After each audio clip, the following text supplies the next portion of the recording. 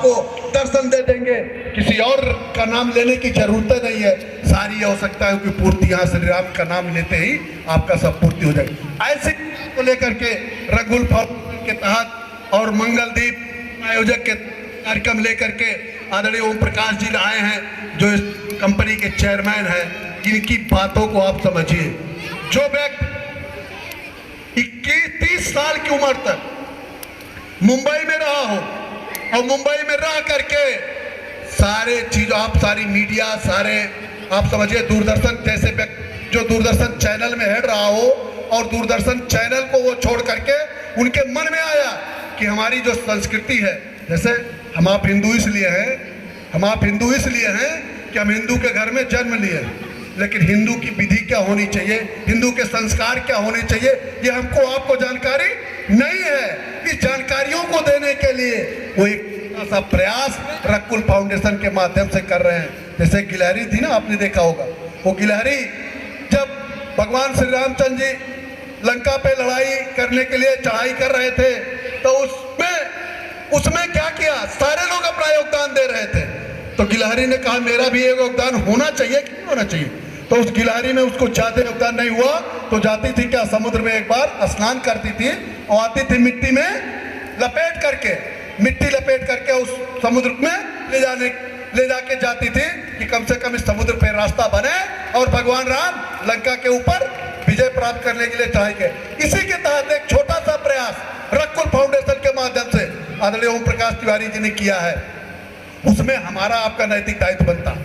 क्या दायित्व बनता है कि जो माया नगरी मुंबई को छोड़ करके अगर धर्म की नगरी अयोध्या में आए हैं, तो हमारे अयोध्या वासियों का एक एक व्यक्ति का यह दायित्व बनता है कि उनके साथ खड़े होइए और उनके बढ़ाए हुए रास्ते पर चलिए और अपना और अयोध्या का विकास करिए। हिंदू होने का मतलब है नहीं, हिंदू होने का एक चीज जान लीजिए साथियों, हमारे जितने भी पुरुष वर्ग के साथी है, एक चीज समझिए, अगर 3 चीज आपके पास नहीं है तो आप हिंदू नहीं हो।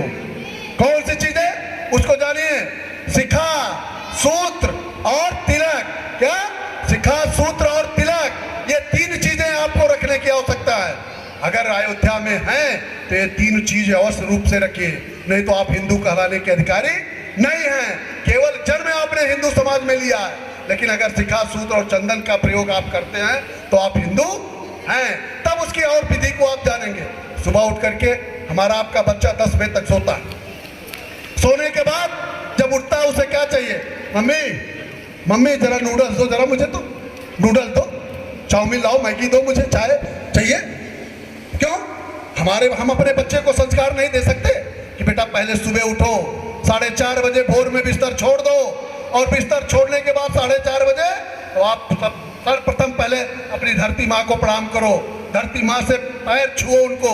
हे माता जी, आप के ऊपर अगर मैं पैर रख रहा हूं तो निश्चित तौर पे गलत है, लेकिन मैं ऐसा नहीं करूंगा तो मेरी जो दैनिक विधि है, दैनिक क्रिया है, वो नहीं चलेगी।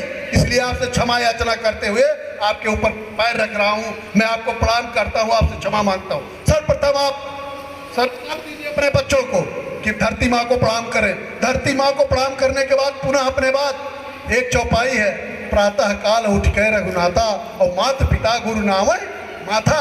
तो उसके बाद अपने माँ बाप को देखिए, अच्छी बताएं, अपने माँ बाप को प्रणाम करे बच्चा आपका, ऐसी शिक्षा दीजिए उसको कि माँ बाप के प्रणाम करिए। अगर आपने जीवन में अपने, एक चीज और सुन लीजिए,